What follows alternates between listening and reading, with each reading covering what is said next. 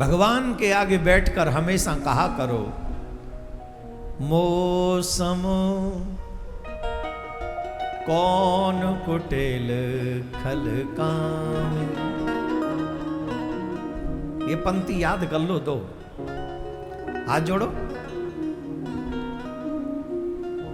भगवान को याद करते हुए दो पंक्ति नित्य गाओ। मौसम कौन कुटिल खल कामी, जो तन दियो वाही बिसरायो, जाने तन दियो वाही को बिसरायो, ऐसो नमक हरामी। मौसम कौन कुटिल खल कामी। हे प्रभु, मेरे समान कौन कुटिल होगा, कौन कामी होगा, कौन क्रोधी होगा, कौन लोभी होगा। जिस प्रभु की कृपा से मुझे ये मानव शरीर मिला है, मैंने उन्हीं प्रभु को भुला दिया, मैं ऐसा नमक हराम हूं। कहने को 100 करोड़ हिंदू हैं, पर ऐसे कितने हिंदू हैं जो सुबह उठते स्नान करके ठाकुर जी को नमन करते होंगे, हर दिन उन्हें भूलते नहीं होंगे। कितने ऐसे लोग,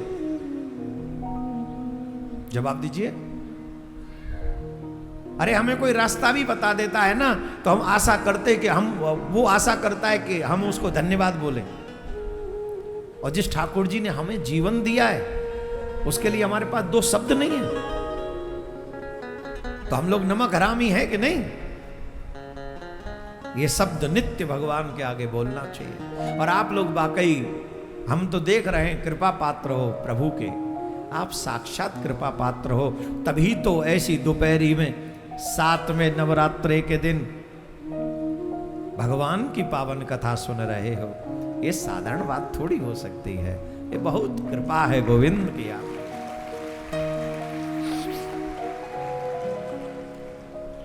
जैसे ही कन्या आई, माया आएगी तो बंधन बंध जाएंगे, और जिनके जीवन में बंधन टाइट बंधे हुए हैं, उनसे कथा छूटेगी, वो कथा नहीं सुन सकेंगे। और जिनके बंधन ढीले हो गए हैं भगवान की कृपा से, वही बैठे हैं यहाँ पे। तो जो यहाँ बैठे हुए हैं, लगातार आ रहे हैं, हर दिन उन्होंने कथा सुनी है, आप एक बात निश्चित कर समझ लो कि आपके बंधन ठाकुर जी ने कमजोर कर दिए हैं माया के, इसलिए आप यहाँ आ पाए हो। राधे राधे बोलना पड़ेगा, और जोर से बोलना पड़ेगा।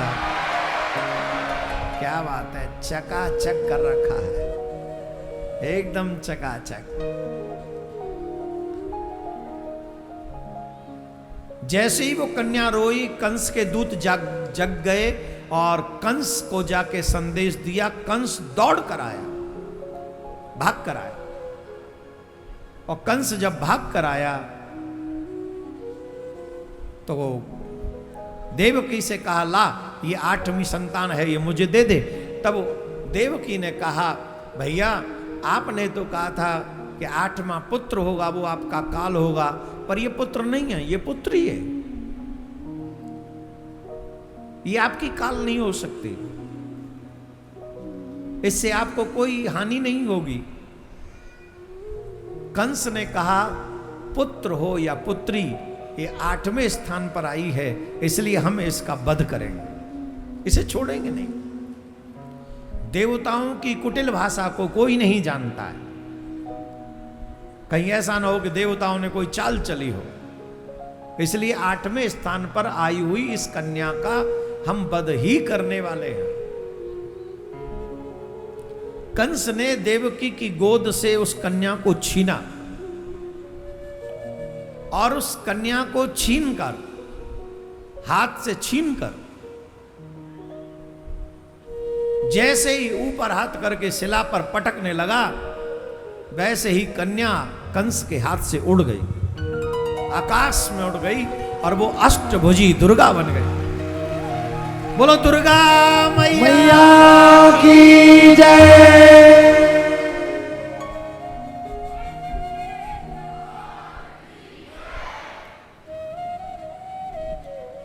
उस कन्या ने कहा, अष्टभुजी दुर्गा बन गई ना वो। उस कन्या ने कहा, अरे ओ कंस, तू मुझे मारना चाहता है? तू मार नहीं सकेगा, तू मुझे नहीं मार सकता। पर जिस मृत्यु के वजह से तूने ये जघन्य अपराध किए हैं, तेरी मृत्यु का कारण ब्रज में अवतार ले चुका है, तेरा काल आ चुका है। हम तो आपको एक सलाह देंगे, आइडिया, इफ यू लाइक, तो आप उसे स्वीकार करें। मृत्यु से मत डरिए, मृत्यु से नहीं डरना चाहिए। मृत्यु तो अकाट्य सत्य है जो होगी ही। इसे न राजा टाल सका, न प्रजा टाल सकी, न योगी, न संत महात्मा, न कोई ज्ञानी, न वैरागी। भगवान भी आए तो लिमिटेड टाइम के बाद उनको भी अपनी लीला पूरी करनी पड़ी। तो मृत्यु से नहीं घबराना। देन बोले मृत्यु को सुंदर बनाना, इतनी सुंदर हो कि जब मृत्यु आए तो मन में कोई शोक न रह जाए।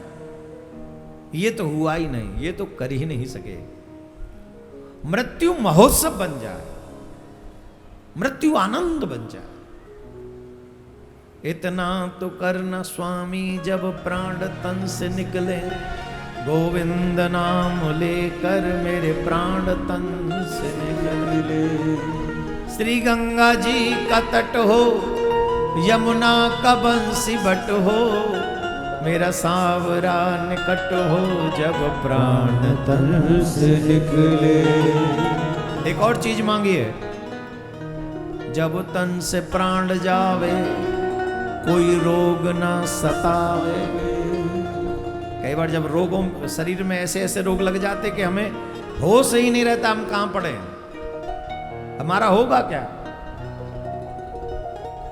कई बार तो श्वासें भी मशीन लेती है, तो जब मशीन श्वास लेगी तो भगवान का नाम कैसे लोगे।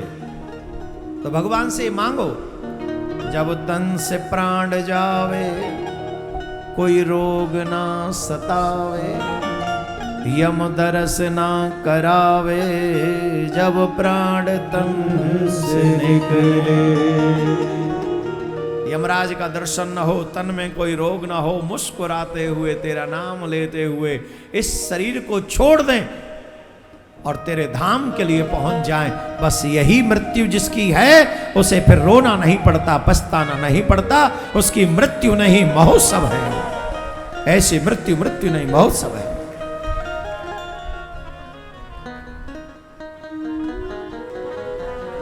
तू मुझे नहीं मार सकता, पर तेरे मारने वाला ब्रजमंडल में प्रकट हो गया। अब कंस को लगा के लो, जिस काल के कारण, जिस काल के कारण हमने इतनी संतान, इतने बच्चे मारे, वही हमारा काल ब्रज में प्रकट हो गया। तो कंस को बड़ा दुख हुआ, देवकी वसुदेव से क्षमा याचना की। एकदम शांत, ए भैया व्हाट हैपन। हाँ तो शांति से बात कर।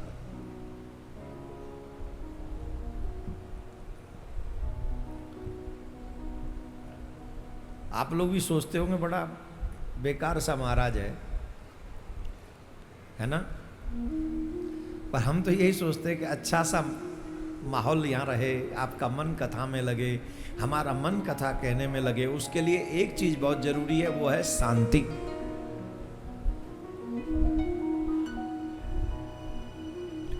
जैसे मुझे मालूम है कि कथा का क्या महत्व है, वैसे आपको भी पता हो कि सुनने का क्या महत्व है। मैं सच बता रहा हूं, भारत का ही नहीं पूरे विश्व का धनपति धनवान व्यक्ति इस कथा का मोल नहीं चुका सकता। आजकल हम लोग टीवी चैनलों पे कई बार जाते तो सबसे ज्यादा हम लोगों को बदनाम किया जाता है। ये कथावाचक हमको कहते मोह माया से दूर रहो और खुद इतना इतना बड़ा दक्षिणा लेते कथा का। कहते हैं ना, आप लोगों के भी मन में आती होंगी, आती है ना। हमसे कहते मोह माया से दूर रहो और खुद जो है इतना इतना रुपया लेते हैं दक्षिणा का।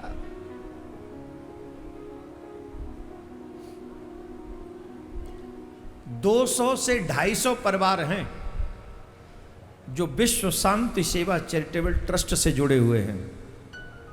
200-250 परिवारों का भरण पोषण इस कथा के माध्यम से आप लोग करवाते हैं।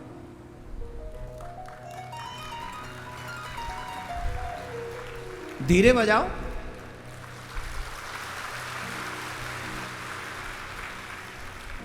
तुम्हारे यहां 25 लोग हो ना काम करने वाले, तो कितना ढिढोरा पीटते हैं। 250 परिवार हैं। 250 परिवार में अगर 5-5 लोगों को जोड़ोगे कितने हो गए?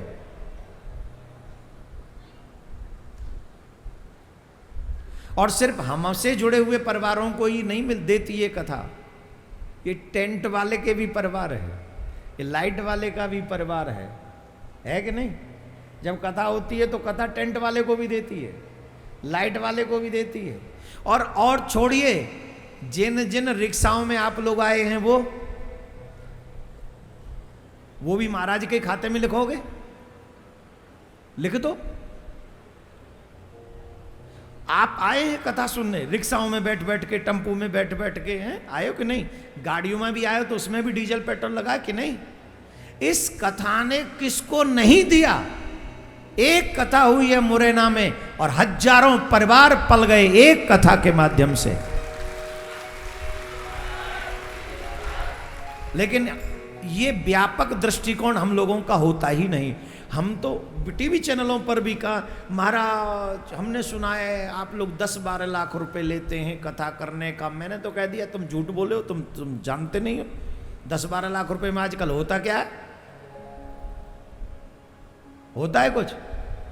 बोलो। तुम किसी होटल में शादी करने चला जाओ, वो एक दिन में कितने लाख ले लेता है? फिर मैं तुम लोगों को सही नॉलेज नहीं है। कभी कथा करवाओ तो पता चलेगा कि हम कितना लेते हैं। पर सच बताएं, हम चवन्नी नहीं लेते हैं। जो भी लेते हैं वो खर्चे लेते हैं। हम अपने लिए चवन्नी नहीं लेते हैं। और उसके बाद भी किसी को विश्वास ना हो तो आई एम सॉरी टू से, आई डोंट केयर। तुम्हें विश्वास दिलाने के लिए मैं कथा नहीं करता हूं। For your kind information, I am not your servant, I am his servant. मुझे कोई भी सैलरी नहीं दे सकता, मेरा ठाकुर जी ही मुझे मेरी सैलरी देता है, बस। जिस कथा को आप सुन रहे हो, आप सच मानो इसकी मोल इन संसारिक धनवानों की तो छोड़ दो, देवराज इंद्र नहीं दे सकता। मैंने पहले दिन आपको कथा में सुनाया था, देवराज इंद्र अमृत कलश लेके आए थे। सुखदेव जी ने कहा गेट आउट। अमृत कलश, एक बूंद नहीं, अमृत की एक बूंद नहीं, अमृत कलश। अब बताइए अमृत कलश की कितनी वैल्यू होगी? जवाब दो आप। और सुखदेव जी ने कहा नहीं, हम तुम्हें कथा नहीं सुनाएंगे, तुम अभक्त हो। तो इस कथा का मूल कौन चुका सकता है? किसका सामर्थ्य है? इस कथा का एक ही मोल है, वो है श्रद्धा। जिसके मन में श्रद्धा है, जिसके मन में समर्पण है, वही इस कथा का सही मोल दे सकता है और वही इस कथा को सुनने का अधिकारी। हर कोई नहीं है।